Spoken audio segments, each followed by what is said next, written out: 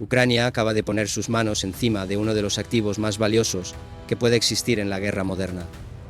Un operador de drones de élite proveniente del secretísimo centro de entrenamiento ruso Rubicon que, de forma deliberada, cruzó las líneas enemigas cargando consigo información táctica que Moscú haría cualquier cosa por mantener enterrada.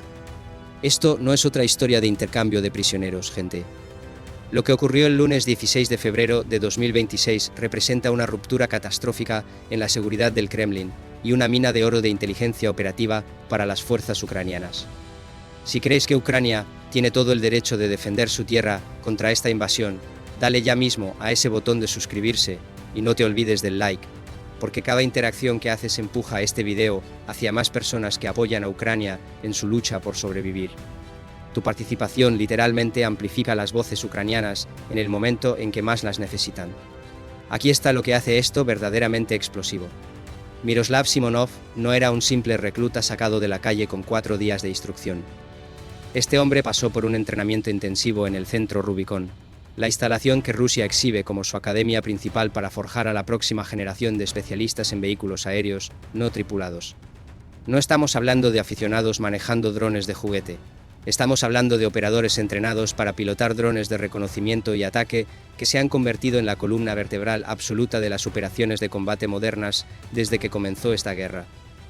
El valor de inteligencia que vive ahora mismo dentro de la cabeza de Simonov podría exponer formaciones tácticas rusas, revelar patrones operativos y descubrir puntos débiles en toda su infraestructura de guerra con drones. Pero la historia de cómo Simonov terminó en manos ucranianas es todavía más dramática de lo que te podrías imaginar. Según su propio testimonio, publicado a través del proyecto Kachugit de Ucrania, el programa que gestiona las rendiciones voluntarias de militares rusos, Simonov firmó su contrato militar convencido de que se uniría a la misma unidad donde su padre había servido. En cambio, la maquinaria militar rusa tenía otros planes para él, redirigiéndolo hacia operaciones con drones antes de mandarlo al Rubicon para formación especializada. Durante su servicio, Simonov fue testigo de algo que destruyó cualquier ilusión que pudiera tener sobre la organización a la que pertenecía. El punto de quiebre llegó cuando vio con sus propios ojos la frialdad con la que los comandantes rusos ordenaban ejecutar prisioneros de guerra y la facilidad con que justificaban matar civiles. No eran incidentes aislados con los que se topó por casualidad. Era la brutalidad sistemática que formaba parte del tejido mismo de la cultura operativa en la que ahora estaba inmerso. Ante ese desastre moral, Simonov tomó una decisión que le hubiera costado la vida de haber sido descubierto antes de tiempo. Decidió cometer el término del argot militar ruso para abandonar voluntariamente tu unidad. Y aquí es donde la historia se vuelve completamente desquiciada. Las autoridades rusas lo atraparon antes de que pudiera escapar. Pero en lugar de un consejo de guerra estándar, tomaron una decisión que lo dice todo sobre cómo Moscú trata a sus propios hombres como recursos desechables. Lo metieron en una de las tristemente célebres brigadas de asalto, unidades que los propios soldados rusos llaman con amargura brigadas de carne por sus tasas de bajas astronómicas. Eso era en la práctica una sentencia de muerte disfrazada de reasignación. Manda al desertor al frente donde lo va a destrozar la artillería o va a caer en un asalto suicida. Problema resuelto.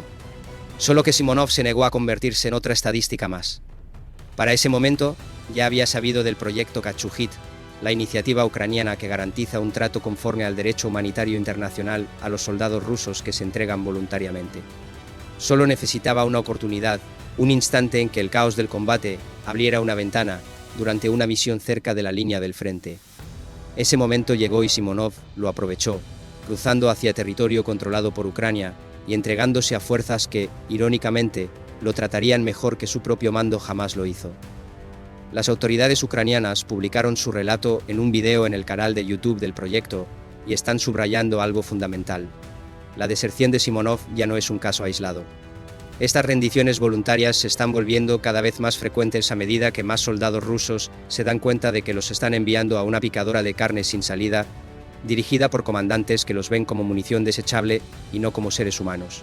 Cada deserción salva una vida, pero estratégicamente, cada una también puede traer información sobre la organización, las tácticas y las capacidades del enemigo. El momento en que esto sale a la luz tiene un peso adicional. Tras la conferencia de seguridad de Múnich, el presidente Volodymyr Zelensky reveló que Rusia tiene actualmente alrededor de 7.000 prisioneros de guerra ucranianos, mientras que Ucrania tiene en su custodia cerca de 4.000 militares rusos. El 5 de febrero, Ucrania y Rusia llevaron a cabo su primer intercambio de prisioneros tras una larga pausa, devolviendo a casa a 157 ciudadanos gracias a acuerdos alcanzados en conversaciones trilaterales entre Ucrania, Estados Unidos y Rusia en Abu Dhabi.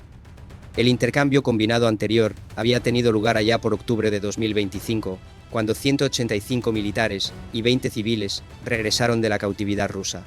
La deserción de Simonov demuestra que las operaciones psicológicas y las iniciativas humanitarias de Ucrania están logrando penetrar la cinta Rosontranás, por ente que buscan desesperadamente cualquier salida de la pesadilla en la que han sido arrojados a la fuerza.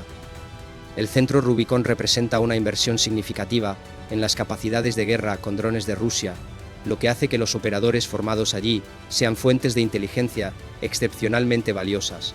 Todo el conocimiento táctico, las metodologías de entrenamiento, los procedimientos operativos y los conocimientos estratégicos que Simonov absorbió durante su tiempo en esa instalación están ahora al alcance de los analistas de inteligencia militar ucraniana, que pueden sacar partido de cada fragmento de información para salvar vidas ucranianas y contrarrestar las operaciones rusas con drones de manera más efectiva. Moscú gastó recursos considerables entrenando a este operador, dotándolo de habilidades pensadas para darle a las fuerzas rusas una ventaja tecnológica en el campo de batalla. En cambio, esa inversión acaba de cruzar la línea del frente caminando por su propio pie y entregarlo todo al otro lado. Eso no es simplemente un fracaso de inteligencia. Es un colapso catastrófico en la moral, la motivación y la cohesión militar que señala problemas estructurales más profundos dentro de las fuerzas rusas que ninguna cantidad de propaganda podrá tapar.